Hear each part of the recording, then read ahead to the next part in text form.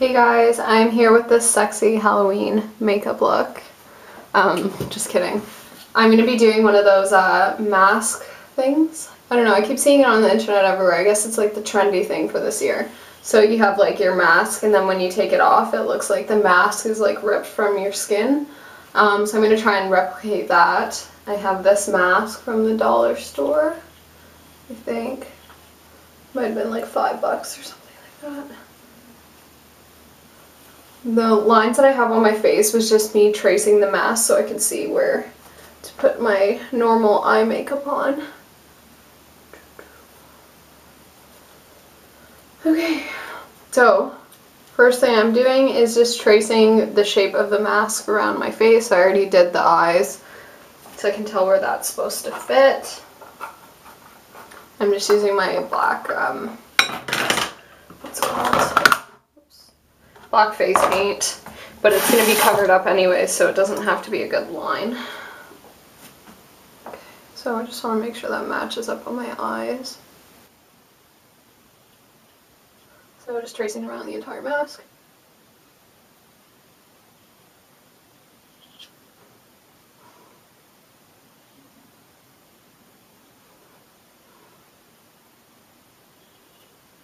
Just so I get the general idea of where I need to bloody up my face. Okay, so just some very sloppy lines, but that's the basics of where the mask is going to cover my face. So the next thing to do is taking liquid latex and the good old toilet paper that I use for everything. Just going to make an outline along that line. So just with the sheets like that. Going to make lines all along my face.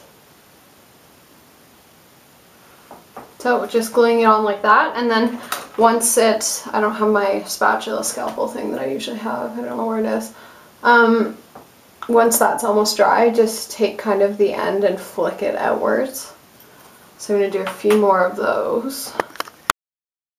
Okay, so I've replaced the outline with toilet paper and latex mixture. Losing my voice this week. So next thing you're going to do is that line around your eye. So be very, very careful. You do not want to get latex on your eyelashes. I already got a little bit of it in my hair, so it takes whatever hair is with it when you pull it off.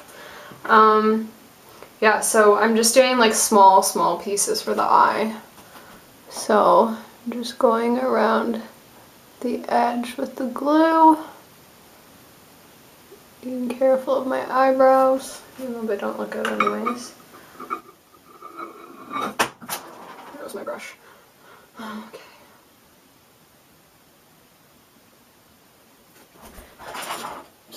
And then once the pieces are there, I'm just going over top of it with the latex as well to push it down. So just like so around the entire eye. It's really easy to do. I'm just not going to do it on camera because I really got to concentrate on not getting this stuff in my eye. But I'll show you what it looks like. Okay, I'm back minus a few eyelashes. So that's what that looks like. Be very, very careful around the eyes. And then that's the rest of that outline. So next thing I'm doing is covering it with foundation. I'm going with one that's a little bit darker than my skin tone and is kind of like a reddier tint. It will help it make it look like it's more sore. And then you just want to cover up any of the black that's showing as well.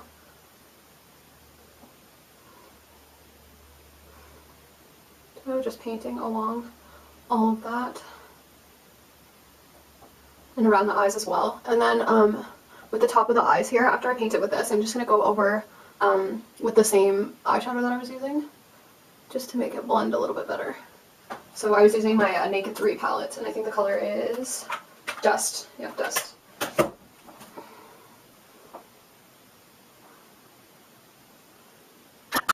Okay, so it's all nice and crusty looking and gross. So next thing I'm doing is taking a rusty red eyeshadow, which is this one here, and it has a little bit of shimmer in it. I'm going to take that and go along the outside of this stuff here. Except for when you're doing the eye, you're doing like the inside of the toilet paper. So I'm just dabbing that all along the edge, and then I use my fingers to blend it out into the skin so it's not so harsh.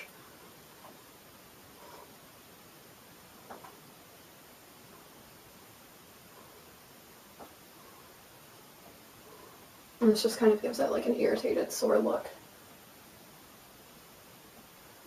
This is pretty much the same process. If you've seen any of my videos from the last like 2 years, I always do this, and like the majority of my looks involve toilet paper and liquid latex.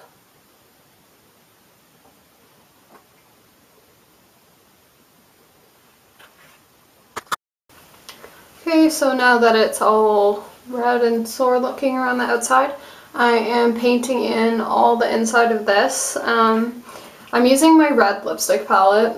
This is like what I use for like blood or like torn skin. Anything that's kind of shiny will work if you have like cream face paint.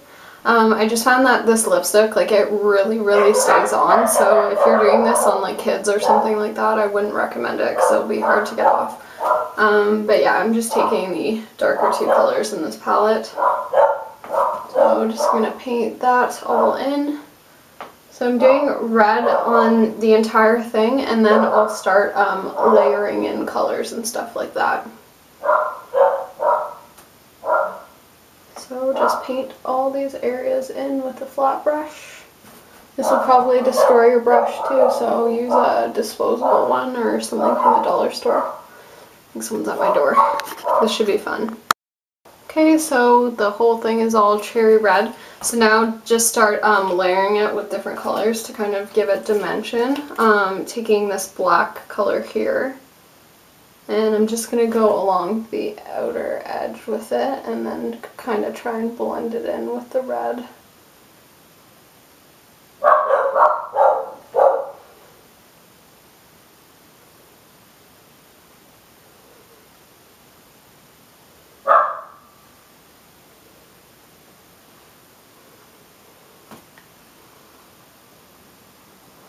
I'm waiting on a package from UPS, and I'm really not excited for them to come deliver it today. I'm sure it's going to be here today, like right when I have full makeup on, so I can look like a freak at the door.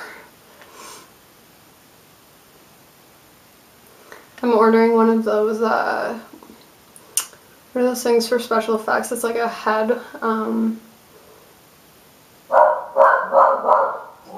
these dogs today. It's like a head that you sculpt on to make like masks and stuff with prosthetics, so I ordered one of those from some place in Toronto. I'm planning on doing Groot from Guardians of the Galaxy this year for Halloween, which I know is going to be a lot of work, so I got that head thing so I can use it as a model to try and make all those prosthetics, because I know it's going to be difficult, but hopefully it works out.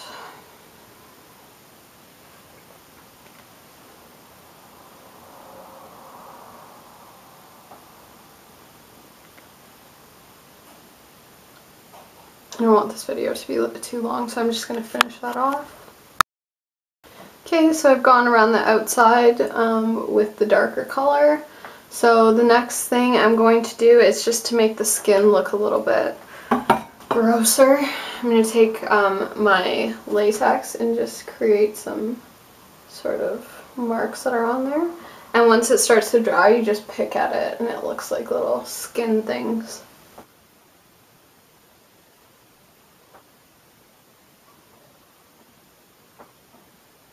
It dries clear too, so there should be like a reddish tint to it.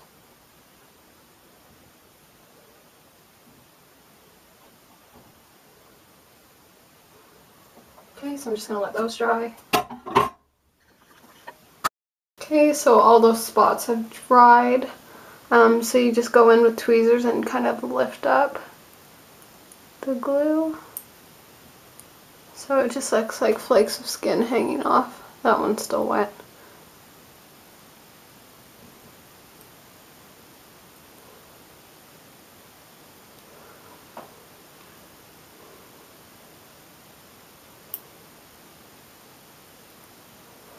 Okay, and then just fill in the spaces left with the black.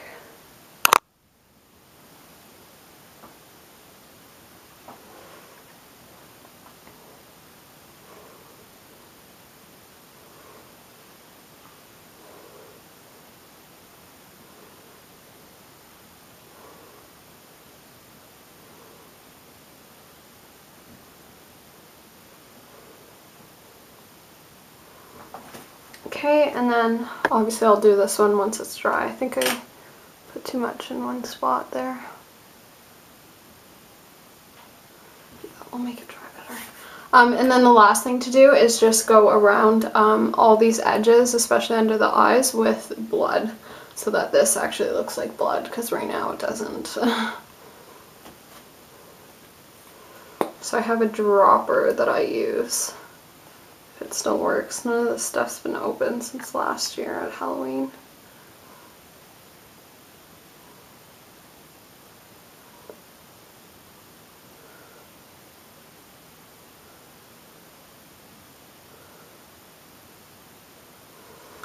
And again, my hair.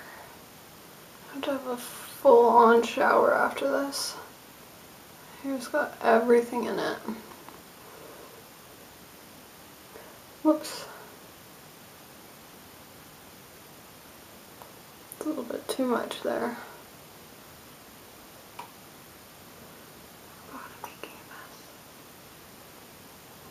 I'm just trying to like suck some of that back into the bottle.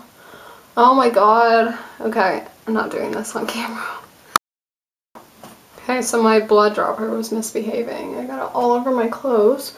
So I just started taking a brush, and after I dropped the blood, just kind of blend it into that fake skin / toilet paper.